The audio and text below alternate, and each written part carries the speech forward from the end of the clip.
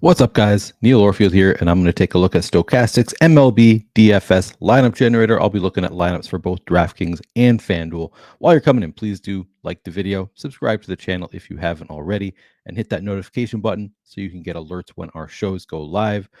Again, this tool is giving you only good lineups. Every single lineup you get out of Lineup Generator is going to be balanced for you. Every single lineup you're going to get is going to be a plus EV lineup over the long haul. Doesn't mean it's going to win today, but over the long haul, if you use the lineups that you get out of Lineup Generator, you can expect to make money. Of course, you want to be using it closer to lock. So some of the videos that I'm making right now might have players that don't end up in lineups. Obviously, you don't want to be playing those lineups, but if you use Lineup Generator closer to lock, you're going to get only lineups that have, active players in them.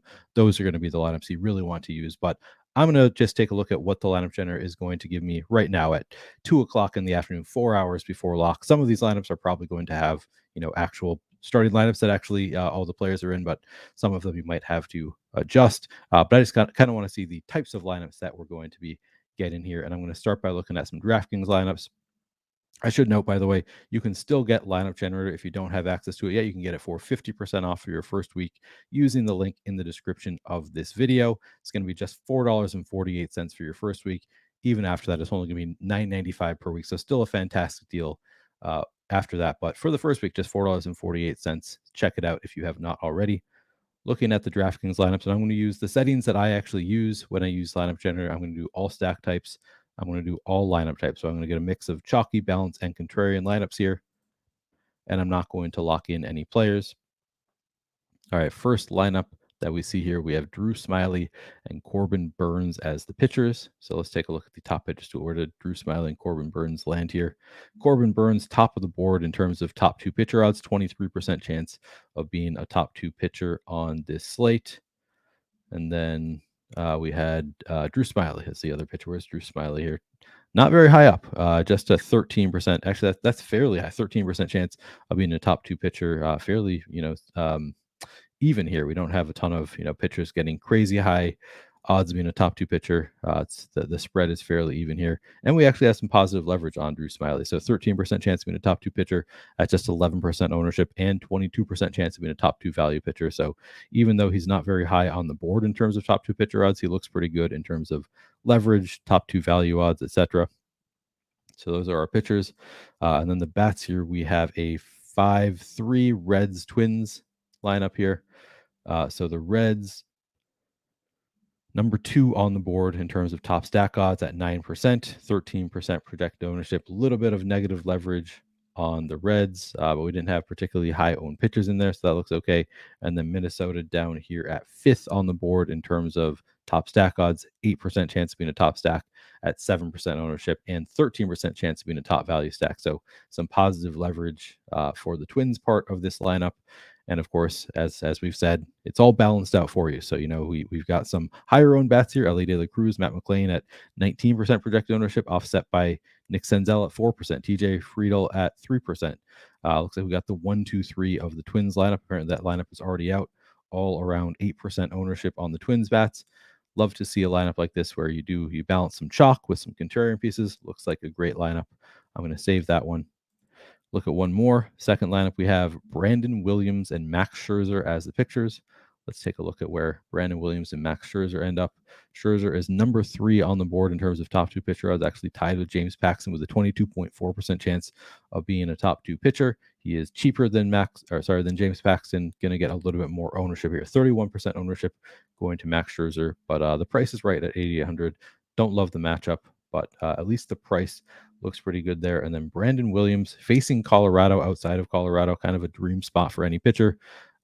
He's 5,500, coming in at 9% ownership with a 29% chance of being a top two value pitcher, 11% chance of being a top two pitcher overall. So it looks pretty good. And then in terms of the bats, we have the Reds once again. The Reds look good. And then we just have just a 5-man red stack with 3 one-offs in Ezekiel Duran, 15% projected ownership, Byron Buxton 8%, Fernando Tatis 15%. This lineup coming in at a little bit higher ownership overall than the last one. We still have TJ Friedel bringing down the ownership a little bit, but you can see here it's coming in on the chalkier side, projects very well. Looks like a nice lineup overall. All right, I'm going to save that one, and then I'm just going to go through and save 20 lineups. Kind of like, let's look at this one real quick. So we have 4-4, Texas and Minnesota are the stacks here, with Pablo Lopez. Some nice correlation there with Pablo Lopez, and then the Twins bats, and then Michael Wacha as the other pitcher. So Twins and Texas is the stacks in this one. Texas number one on the board, 14% chance to be in the top stack at 12% ownership. So we actually have some nice positive leverage on the Rangers, and then the Twins, 13% chance to be in a top value stack. So you're, combining one of the more expensive stacks that is just has better odds of being the top overall stack with a cheaper of value stack in the Twins. Looks like a good combo there. And then of course we've got the nice Pablo Lopez going for the Twins. Some nice added correlation with the pitcher because if the Twins bats go off, Pablo Lopez more likely to get the win. And then Michael Wacha as the other pitcher. Where's Wacha here? Middle of the pack, 14% chance of being a top two pitcher. Looks like a small amount of pause, essentially neutral. 14% projected ownership, 14% chance of being a top two pitcher. It's in San Francisco, so not the worst ballpark to pitch in. Looks like a fine pitching option that's not getting a ton of ownership. All right, so I'm going to go through and save all of these lineups. And once you've got through 20 lineups or however many you choose to keep, you can see your player exposures here. You can see we have Kevin Newman, 55% projected, or 55% exposure in these 20 lineups. So I've got him in 11 of my 20 lineups here. Matt McLean in 9 out of 20. Adolis Garcia, Ezekiel Duran. Nobody getting too crazy high ownership. I would probably want to cut back a little bit on the Kevin Newman ownership, maybe cut back on some of these red stacks. So if I want to do that, I would just go back, find some lineups, one or two that have Newman in them. You can discard those. And once you discard lineups, you can go back and get more lineups. So go choose some lineups that don't have reds in it. That's probably what I would do if I got to this much of Kevin Newman. But overall, I'm pretty happy with the exposures here. It's not getting crazy high, not getting 80% of anybody. Fairly flat exposure. I like it. All right, let's take a look at some FanDuel lineups as well.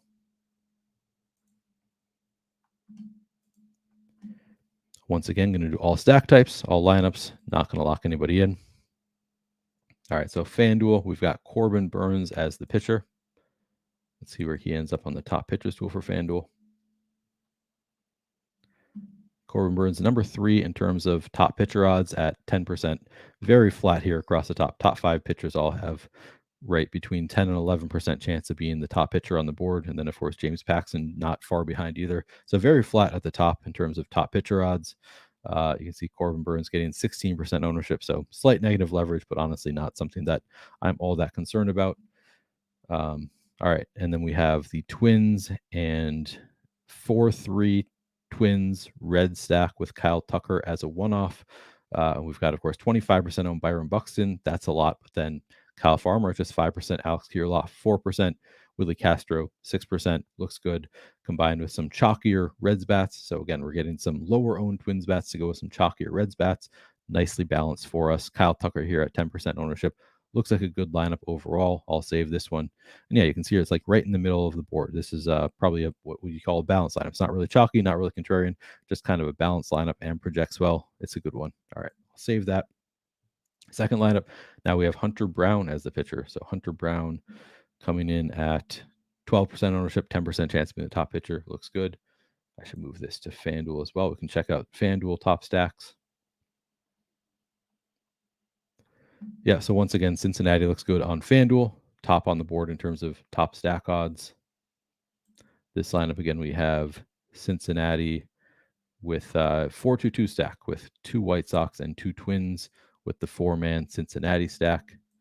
Again, Cincinnati top of the board. Got the Twins, down at what is this, 6th overall, and the White Sox 4th overall for those secondary stacks. Looks like another good lineup, nicely balanced, some contrarian pieces, some chalky pieces. Looks like a good lineup. And then Hunter Brown coming in at just 12% ownership. He's 4th on the board in terms of top pitcher odds as well. All right, I'll save that one. And now I'll just go through, save these. Actually, I'm curious. Okay, Brandon Williams, 3% projected ownership. I'm curious to see where he is on here. 6.5% chance of being the top pitcher. So a little bit of, and 13%, 14% chance of being a top value pitcher. So a little bit of positive leverage on Brandon Williams. I don't know if that's enough that I really want to go there a ton, but kind of interesting to see the positive leverage there. All right, I'm just going to go through and save these.